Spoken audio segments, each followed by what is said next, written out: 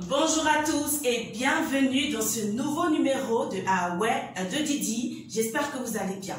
Alors aujourd'hui, on va à l'ouest de la Côte d'Ivoire découvrir l'histoire des Wè.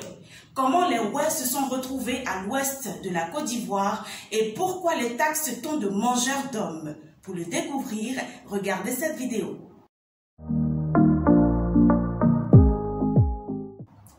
La légende raconte qu'il y a longtemps de cela, vivait dans une région localisable dans le sud de l'actuelle République populaire et démocratique de Guinée, un roi puissant et méchant du nom de Guilavogui qui, à chaque fois que l'une de ses femmes devait donner naissance à un enfant de sexe masculin, immolait un de ses notables.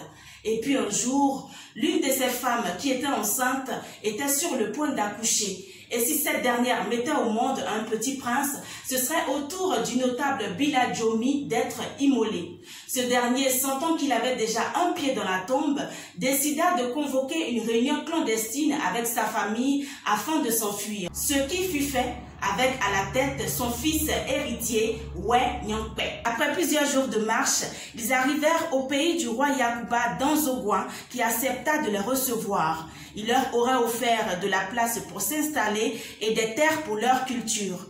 Les deux communautés s'entendraient tellement bien que Wè Nyankpè, le fils héritier de Biladjomi, serait devenu le chef de l'armée de Danzogouan. Après la mort de son père, Wè Nyankpè devient le chef de lignage. À la mort du roi Danzogouan, Wè Nyankpè voulut s'emparer du pouvoir et devenir le chef des deux communautés, ce qui n'était pas au goût des Yacouba, ce qui aurait engendré une guerre qui aurait été remportée par les Yacouba parce que plus nombreux. Wè Nyankpè et sa communauté furent donc chassés du pays du roi Yacouba Danzogouan. Chassés, ils reprirent donc leur migration vers le sud à la recherche de nouvelles terres. Cette communauté était connue sous le nom de Wègnon, qui signifie les gens de Wè, parce que conduits par leur chef Wè Nyankpè. Les Wè situeraient donc la première région habitée par eux, après qu'ils furent chassés du pays Yacouba, dans la zone qui englobe Séguéla, Man et Vavois. D'après cette tradition orale, la migration des Wè se serait faite du nord vers le sud. Maintenant, d'où vient cette histoire comme quoi les Wè sont des mangeurs d'hommes?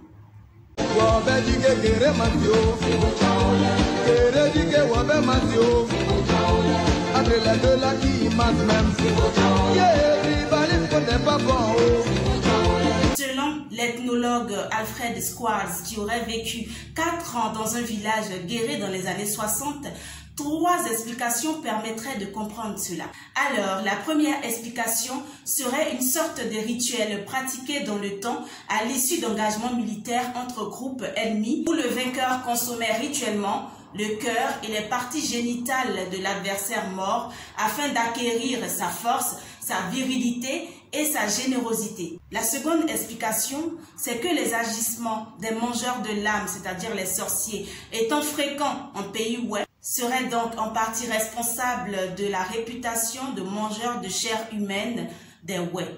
La troisième et dernière explication reposerait donc sur les préjugés tenaces qui veulent que l'homme soit à l'image du milieu dans lequel il évolue. Le caractère sauvage et impénétrable de la forêt primaire aurait donc inspiré les légendes les plus noires autour des Wè. Si vous avez quelque chose à ajouter concernant la légende des Wè, n'hésitez surtout pas à le faire en commentaire.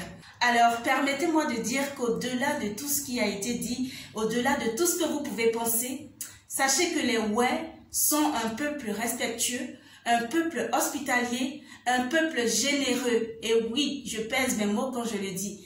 Et si vous avez une Wè ou bien un Wè dans votre vie, rendez grâce à Dieu. Parce qu'il n'a pas un Wè dans sa vie qui veut, mais qui peut.